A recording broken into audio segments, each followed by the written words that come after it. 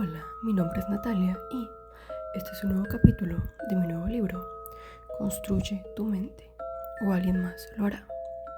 Capítulo 20. Relaciona el cerebro reptiliano con tu comportamiento. En el hombre, el instinto es una fuerza que la razón no siempre logra dominar. Sigmund Freud. No eres tan racional como crees. Solo eres bueno contando historias después. Y para entenderlo, vale la pena viajar al siglo XVIII, a la vida de Giacomo Casanova. No al personaje de películas, al hombre real. Casanova nació en Venecia en 1725, en una Europa donde la reputación lo era todo y el escándalo podía costarte la vida. Era inteligente, educado, hablaba varios idiomas, podía haber tenido una vida estable, incluso respetable, pero no fue así. En sus memorias detalladas, extensas y sorprendentemente honestas, se ve algo muy claro. No vivía guiado por la prudencia, sino por el impulso. No era solo un seductor, era alguien que reaccionaba en tiempo real a lo que sentía. Si deseaba a alguien, avanzaba. Si se aburría, se iba. Si había riesgo, lo ignoraba. Y eso lo llevó a situaciones absurdas y peligrosas. Fue encarcelado en la prisión Los Plomos, en Venecia, una de las más seguras de la época, y escapó, no por un gran plan estratégico digno de genio militar, sino por una mezcla de impulso, oportunidad y audacia, casi irresponsable. A Giacomo Casanova no lo metieron a la cárcel por una sola razón, sino por un combo bastante incómodo: política, religión y su propia personalidad. Porque claro, vivir intensamente siempre sale caro. Y a veces se paga con barrotes. Todo esto ocurrió en la República de Venecia, donde la poderosa Inquisición veneciana vigilaba con lupa cualquier cosa que oliera a pensamiento libre, diversión excesiva o, básicamente, a tener criterio propio.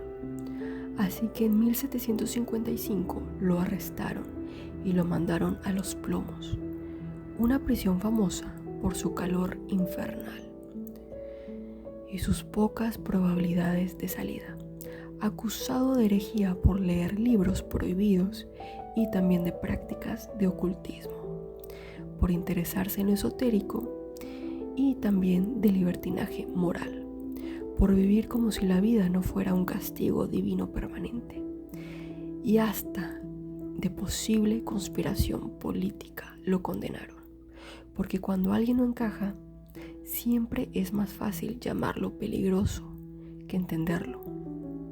Pero siendo honestos, el verdadero delito de Casanova fue ser demasiado libre en un sistema que necesitaba control.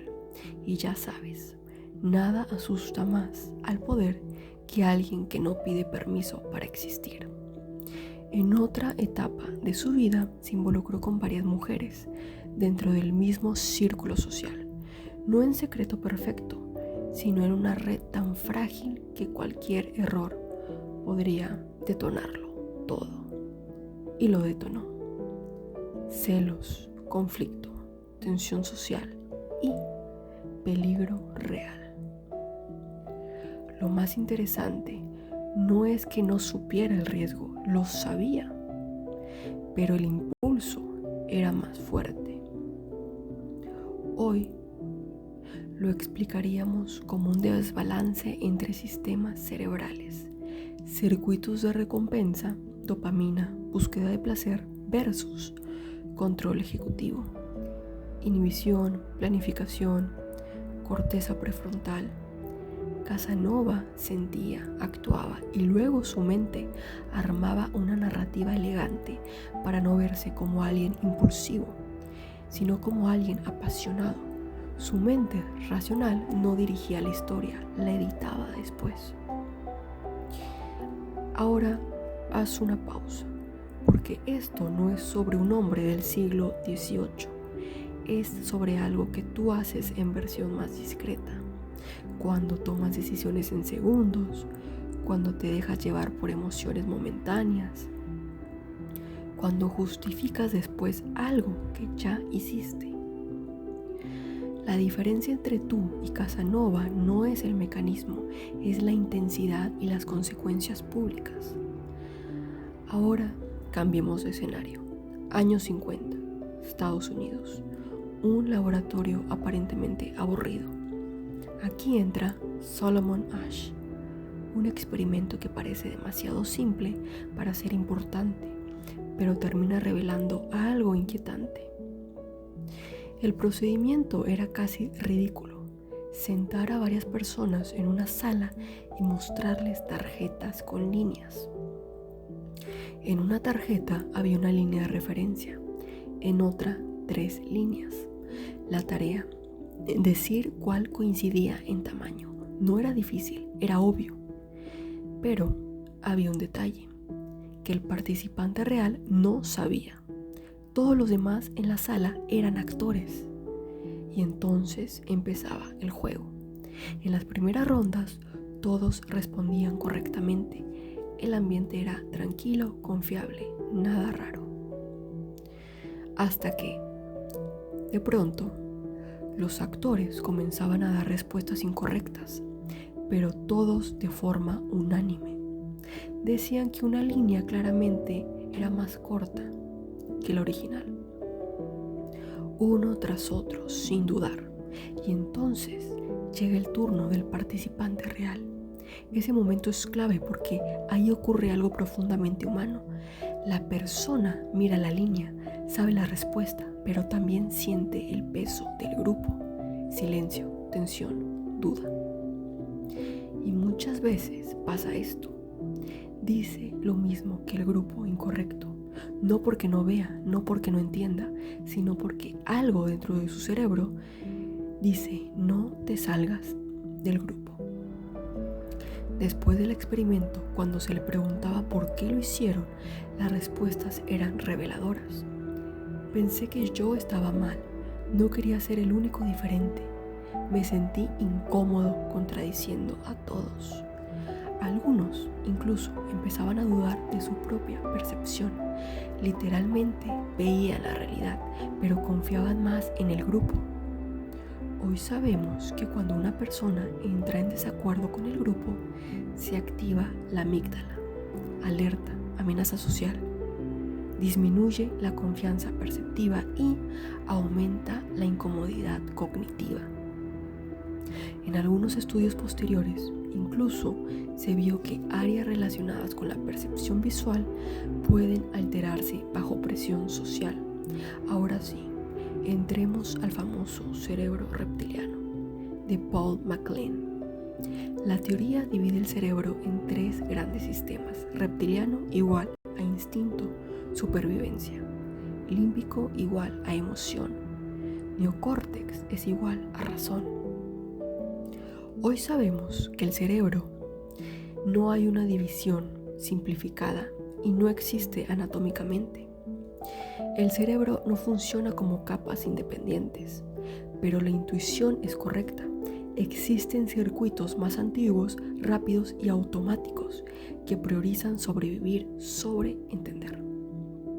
Estos sistemas incluyen a la amígdala, que detecta amenazas antes de que sea consciente; el hipotálamo, que regula las respuestas básicas como el hambre, sexo, agresión; los ganglios basales, que hace referencia a los hábitos automáticos. Estos circuitos no procesan información en milisegundos, no necesitan lenguaje y tampoco esperan a que pienses. Por eso reaccionas antes de entender, te tensas antes de identificar el peligro, te atrae alguien antes de evaluarlo, te incomoda el rechazo antes de racionalizarlo. No es un error del sistema, es el sistema funcionando correctamente. Aquí es donde entra Daniel Kahneman con su versión moderna. Sistema 1, automático, rápido, heurístico, emocional. Y el sistema 2 es lento, analítico, costoso en energía. El cerebro, por eficiencia, usa el sistema 1 la mayor parte del tiempo. Pensar profundamente cansa, así que tu mente prefiere atajos, sesgos cognitivos, intuiciones rápidas, decisiones suficientemente buenas.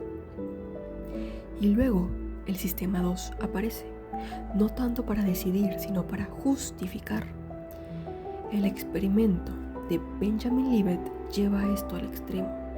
Detectó el llamado potencial de preparación en el cerebro antes de que la persona reportara haber tomado una decisión consciente. Esto abre una pregunta incómoda. ¿Cuánto de tu voluntad es realmente consciente y cuánto es una interpretación tardía?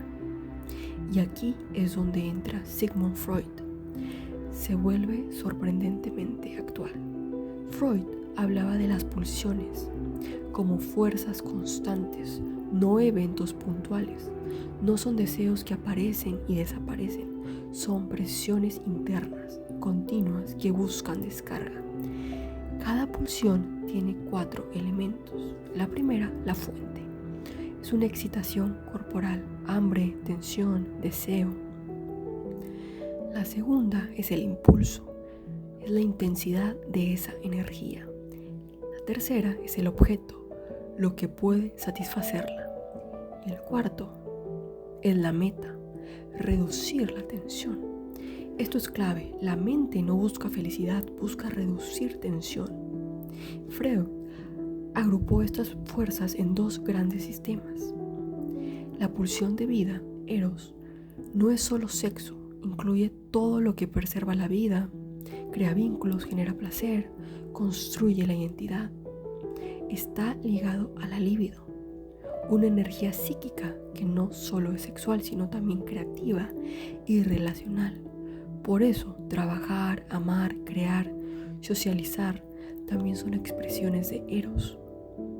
Después está la pulsión de muerte, Thanatos. Es la más polémica, pero psicológicamente interesante. No significa querer morir de forma literal, sino una tendencia a reducir la tensión a cero, repetir patrones destructivos, descargar agresión. Se puede manifestar como autosabotaje, conductas de riesgo, agresión hacia otros. Es como cuando fumas y te drogas y luego manejas a alta velocidad. Sabes que está mal, pero el impulso de muerte te ciega y de cierto modo lo disfrutas. Y aquí hay algo importante. Freud observó la pulsión a la repetición. Personas que repiten situaciones que les hacen daño, no porque quieran sufrir, sino porque hay algo no resuelto buscando cierre. El conflicto interno. Todo esto ocurre dentro de una estructura, donde el ello es el impulso puro, inmediato, sin lógica. El yo es el mediador con la realidad y el super yo son las normas, culpas, ideales. El yo vive bajo presión constante. Si reprime demasiado, crea ansiedad. Si libera demasiado, hay caos. Por eso existen los mecanismos de defensa. Negación, proyección, represión. Otra vez, no explicas lo que hiciste, lo acomodas para que tenga sentido. Entonces, ¿qué une a Casanova, Ash, el cerebro reptiliano y Freud? Lo mismo.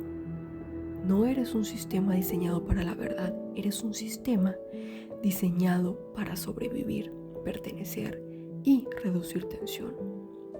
Y la razón no siempre lidera este proceso. Realmente no eres el autor de todas tus decisiones. Eres el narrador que llega después. Tus impulsos no son errores, son la base.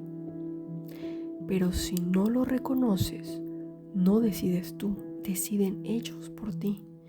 Y luego tu mente se encarga de defenderlos como si siempre hubiera sido una gran idea.